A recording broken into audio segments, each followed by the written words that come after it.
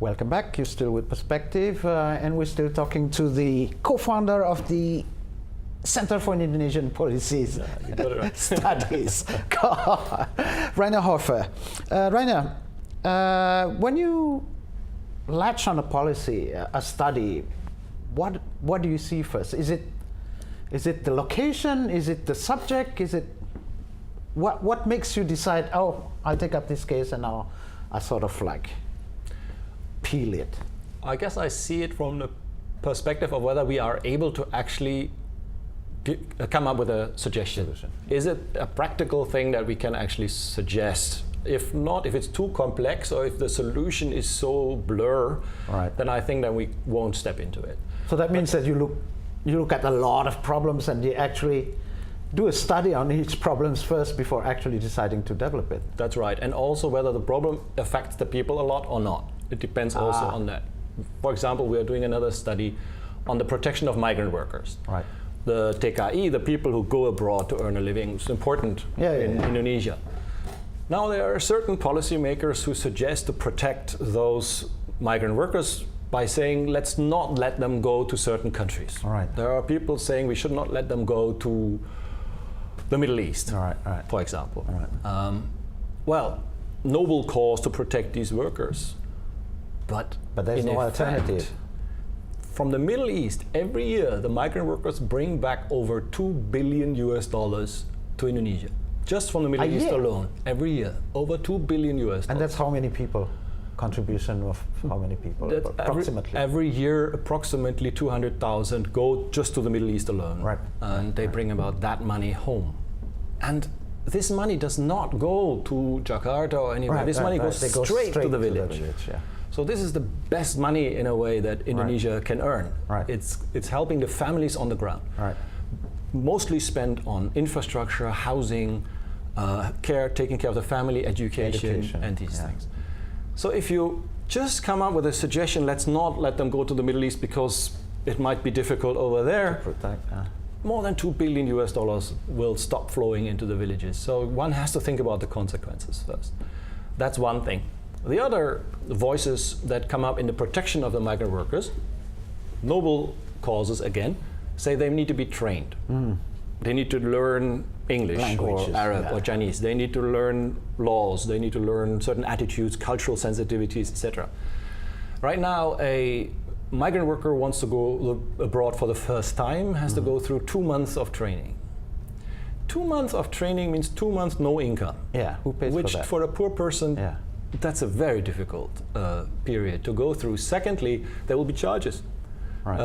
Charges supposedly paid by the agency, but you can imagine that the agency has ways to get it back from the workers. So here again, we need solutions. There are local governments who are now thinking to conduct the trainings themselves, not to give it to the agencies anymore.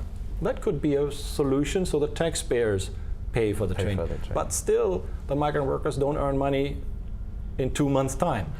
So we have to measure the effectiveness. If the English language course is so good that they really speak English, so be it. But if the evaluation shows they don't speak English, then why do it? So we are going to suggest, we're in the process of developing this, we're going to suggest do a proper evaluation of those trainings and see where it can be improved, shortened, or changed in certain ways. Once we have that, we are going to suggest this to BNP2 TKI, the government agency in charge, but also to the local governments. Because in many cases, the local governments are the ones making those decisions. And well, when we talk about migrant, there's no end to it, the problems that goes with it. But back again to your Center for Policies.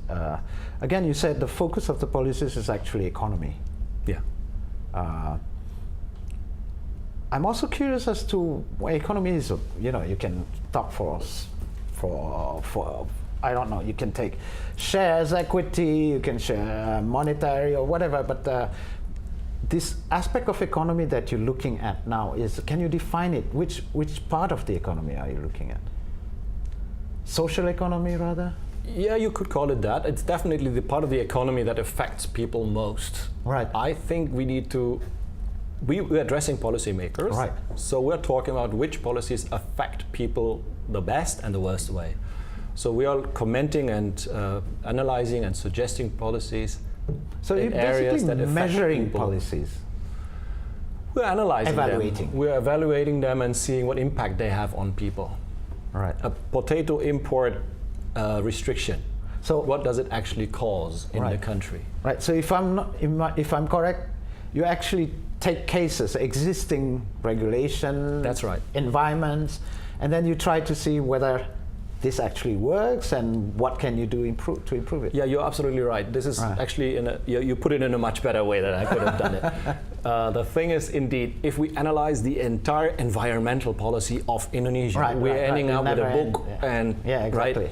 But if we're talking about the land degradation in a particular area of Indonesia and how it's affected by other policies, by other things, we can make a specific recommendation what to change in order to have an impact there. That's right. We'll return shortly after the break. Please stay with us.